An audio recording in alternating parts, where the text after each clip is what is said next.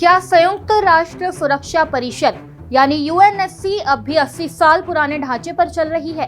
क्या दुनिया बदलने के बावजूद फैसले लेने की ताकत अब भी सिर्फ 5 देशों तक सीमित है? इन सवालों के बीच भारत ने एक बार फिर संयुक्त राष्ट्र में जोरदार तरीके से अपनी बात रखी है और साफ कहा है अब वास्तविक सुधार का समय आ गया है। क्या है पूरा मामला, चलिए आपको बताते हैं। नमस्कार, मैं हिमांशी राजपूत और आप देख रहे हैं भारत एक्सप्रेस डिजिटल। दरअसल संयुक्त राष्ट्र में भारत के स्थायी प्रतिनिधि पी हरीश ने सुरक्षा परिषद में सुधार को लेकर भारत का रुख स्पष्ट करते हुए कहा कि केवल अस्थायी सीटों की संख्या बढ़ाना पर्याप्त नहीं होगा।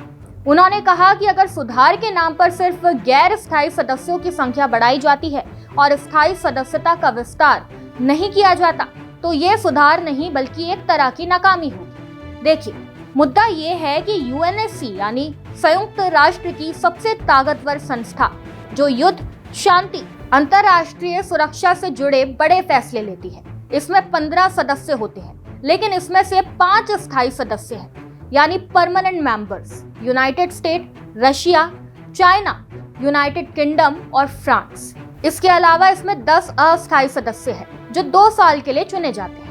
अब सबसे बड़ी बात यह है कि इन 5 स्थायी देशों के पास वीटो पावर है, यानी इनमें से कोई एक देश भी ना कह दे तो बड़ा से बड़ा फैसला रुक सकता है, जिसके चलते अब भारत का कहना है कि दुनिया के देशों ने दशकों तक वास्तविक और सार्थक सुधार का इंतजार किया है, लेकिन यदि फैसला लेने की शक्ति अब भी उन्हीं 5 स्थायी देशों तक सीमित रहती है तो सुरक्षा परिषद की शक्ति संरचना में कोई बड़ा बदलाव नहीं आएगा।